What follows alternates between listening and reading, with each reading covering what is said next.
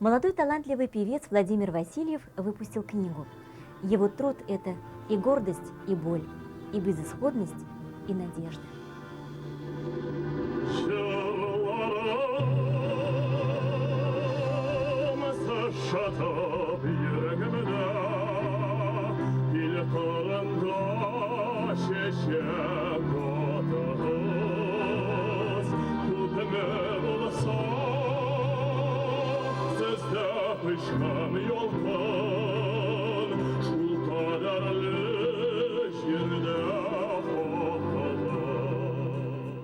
Владимир Васильев – известный в республике певец, солист Татарского академического театра оперы и балета имени Мусы Джалиля, солист Татарской государственной филармонии имени Габдуллы Тукая, аспирант Казанской государственной консерватории.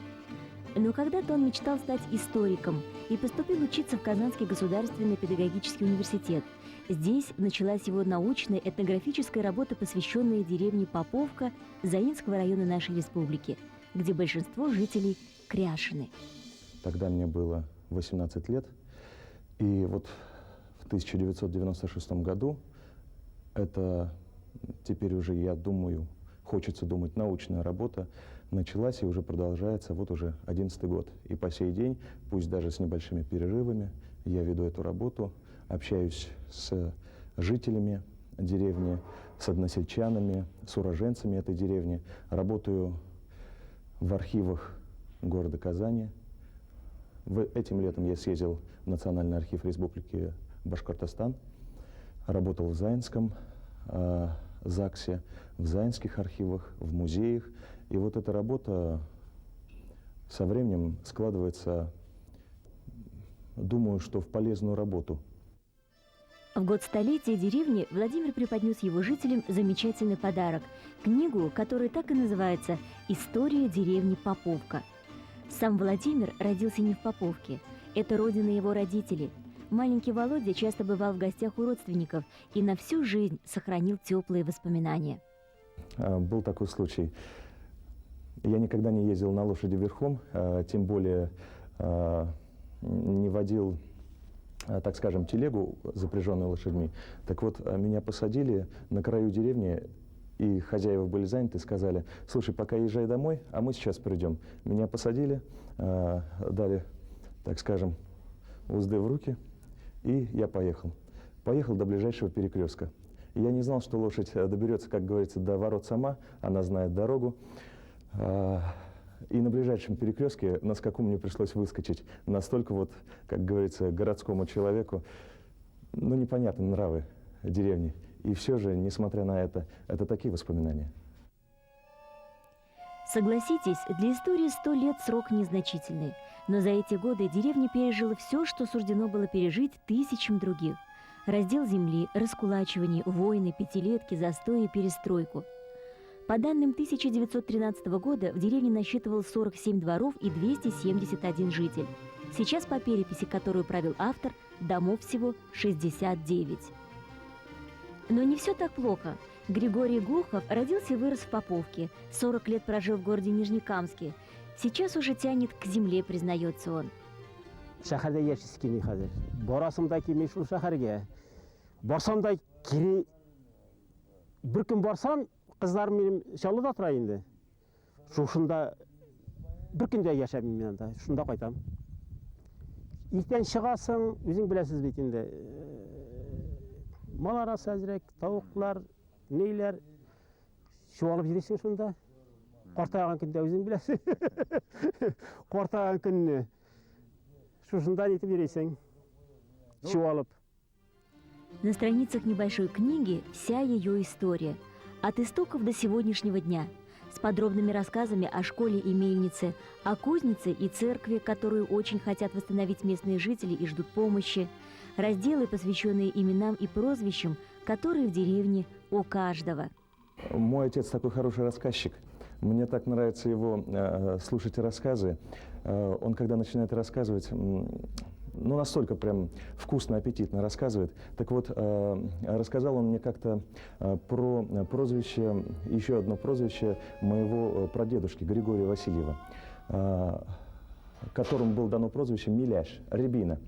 Рассказывает он мне, что ходил как-то продавать в Сарманово рябину. Собирал в лесу, и как-то надо было зарабатывать на жизнь, и вот продавал рябину в Сарманово. На обратном пути, после, видимо, удачной продажи, он заглянул в деревню Нижний Багряж и пообщаться с товарищами. И, видимо, на вопрос, ну, для чего ты ходил в Сарманово, он решил пошутить. Ходил продавать репейник, говорит. Рассказывают, что на следующий день один из присутствующих здесь поверил его словам, поверил, что это может быть прибыльным делом, собрал репейник, положил в сумку в тряпичную и поехал в Сарманово. Но бедняга, приехав на рынок, не смог даже этот товар вытащить слепленный из сумки. Так вот, с тех пор этот, так скажем, смешной случай и закрепился в форме кушамат за моим прадедушкой Григорием Васильевым. Тамгу, знак принадлежности к тому или иному семейному роду, имела в Поповке каждая семья. Сейчас они, как безмолвные свидетели истории, сохранились лишь на могильных крестах. В ходе исследовательских работ Владимиру Васильеву удалось установить 34. Вот обратите внимание, вот видите, здесь 4 палки, 3 параллельные и одна связующая. Это рассказывает о том, что Глуховы, братья Глуховы, которые поселились в 1908 году, в том числе и мой дедушка, их было 4, они пришли на эту территорию и вот решили нарисовать свою тамгу в форме этих 4 палок. Ему нет и 30, а он уже знает 1300 имен родственников, которые сложил в 4 многометровые генеалогических древа. Для супруги Леночки и 2 их сыновей он самый лучший муж и отец, а для деревни с простым названием Поповка – большая гордость. И знаете, может быть, это покажется как-то сентиментально, но, может быть, основная причина, почему я начал писать эту деревню, историю этой деревни. Я уже это понял спустя некоторое время после того, как начал. С одной стороны, конечно, я посвятил эту работу своим родителям, отцу, матери, супруге, детям. С другой стороны,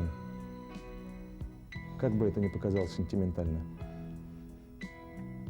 через некоторое время хочется надеяться, что